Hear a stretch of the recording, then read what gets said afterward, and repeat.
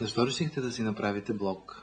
Защото това е нещо съвременно и е много добър начин човек да изразява своето мнение, без да бъде обвиняван, че някой му плаща за това и се опитва да прокарва нарочни тези в общественото пространство. Това е мое лично мнение.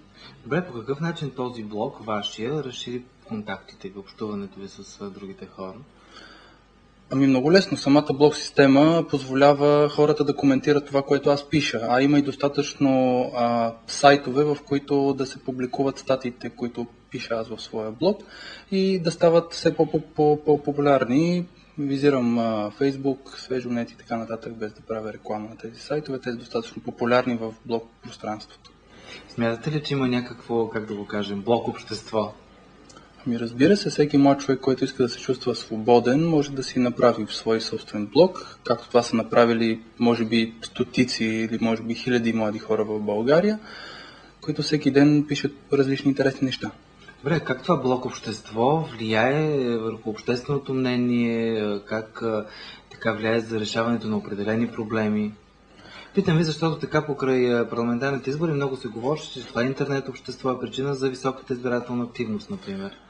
Предизборната кампания, специално за парламентарните избори тази година, се проведе в една немалка част в интернет. И за високата избирателна активност аз също подкрепям тезата, че блоговете много спомогнаха, както и социалните мрежи.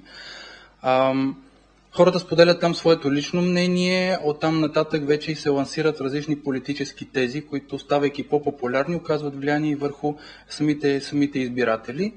Дори нещо, което е изцяло ново, понеже ме попитахте за оказване на обществено влияние, например инициативата на майките в България срещу лошото отношение към родилките, например в болниците. Това е нещо, с което се запознах аз днес. Направен е изцяло нов блог, в който се споделят точно такива злополучни опити при раждане и въобще с отглеждането на малките деца и здравеопазването. Вследствие на което, чрез този блог, майките се организират на протест, който ще бъде след 5 дни. Значи определено по този начин се влияе по някакъв така на общественото мнение. Разбира се, в блог пространство също беше и протеста в началото, ако не се лъжа, на септември пред Народното събрание. От вашия блог, когато го разгледах, аз лично разбрах, че вие се интересувате активно от политика, нали така? Точно така.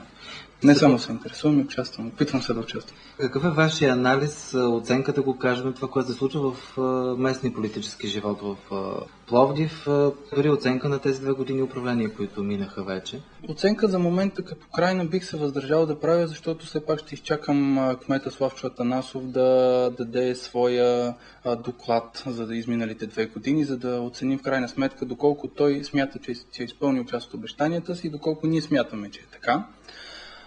Но иначе в Общинския съвет има доста политически сили, което го прави, може би, самата процедура е трудно за взимане на решения, и то важни решения. От друга страна, има голяма възможност за осъществяване на различни политически влияния и различни интереси в Общинския съвет. Притеснителното, разбира се, в последните години е това, че Пловдив беше изместен като втори по големина град, както и въобще не може да се класира, може би според мен, като някакъв много добър град за живеене. А се лансира непрекъснато Варна и разни други градове. Казахте Общинския съвет.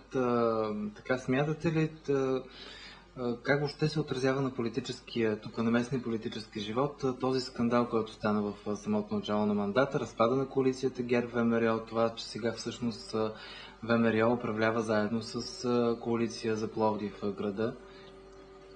Както ви казах, идеята е изцяло в политически интереси. ГЕРБ имат своите интереси и вследствие на това те са направили самите постъпки в своята политика. От тук нататък очакваме след 2 години да видим какво ще се случи. В блога си имате доста любопитна статия, озаглавена чрез импичмент Бойко атакува десните, а не президента. Защо смятате така? Това е една теза, която се опитвам да лансирам в пространството от хора, които четат моя блог, защото в момента наблюдаваме едно заграбване, може би трябва да кажа, на институциите и постовете от страна на политическа партия ГЕРБ, в което няма нищо лошо, ако управлението е добро. Но подкрепящите ГЕРБ партии аз се опитвам да лансирам тезата или може би да алармирам, че не трябва сляпо да се доверяват на всяка една инициатива на ГЕРБ и да я подкрепят, защото в един момент се получава така, че при оттеглянето или при промяна на мнението на лидера на партията, настоящ премиер, всички останали партии увисват и по този начин те губят голяма част от политическия си авторитет. А ние нямаме нужда от само една партия вдясно. Добре, но точно с импичмента, инициативата, така поне аз си спомням, че дойде от Атака и от ДСБ, не от ГЕРБ. Но нали знаете, че за да бъде приета, основните гласове ще дойдат от ГЕРБ, ако бъде прият този импичмент. В крайна сметка се получи едно лъкатушене, което наблюдаваме вече няколко месеца в самата политика. Тестват се определени политически тези, дали са добре приети в общественото пространство и ако са, те се лансират. А ако не са, следва отдръпване на лидера и оттам на цялата партия ГЕРБ от това нещо, а то не може да бъде прието без техните гласове, каквото и да било то. Одобрявате ли такъв тип политика? Естествено, че не. По принцип, истинските политици не следват политиката на дадена партия, а те я правят. Отделно за България е много важно не ние да сме ангажирани с скандалите в политическото пространство, а с сериозната политика. И в тази връзка просто мога да ви направя една препратка към една друга статия в блога, че в крайна сметка не може бюджета за 2010, който засяга вас, мен и всички български граждани, да мине за 4 часа в парламентарна зала без никакви обсъждания. А в крайна сметка всеки един от скандалите, които са се разразили в държавата, трае по минимум седмица. Минимум. Наистина скандала, който се разрази точно след този 4-часов тонет дебат, представяне на бюджета, беше много по-голям. Мнението за това, което се разрази след това, тези словесни нападки, дори така порно елементи имаше, се чуха от трибуната на Народното събрание. Лично аз съм против в политическото пространство и в частност по високите държавни постове да се споменават жаргонни думи от рода на кюфтаци, вибратори и така нататък. Казвам ги директно, без въобще да се срамувам от думите си. Те ги казаха от трибуната на Народното събрание. Абсолютно аз съм против това нещо. Разчитам България да има сериозна политика, защото кризата икономическата е сериозна, положението на България е сериозно, не може да бъдем на последно място в Европейския съюз по повечето показатели, разбира се на първо по тютюнопушене, например. Време да се стегнем и да правим сериозна политика. Точно за това се опитвам и аз да пиша за това, че трябва да говорим вече сериозно, а не на жаргонен и уличен език, независимо колко депутати имаме в Народното събрание. Да завършим разговора с това, коя е следващата тема, по която да очакваме статия в блога. Задължително ще има нещо по отношение на отчета на кмета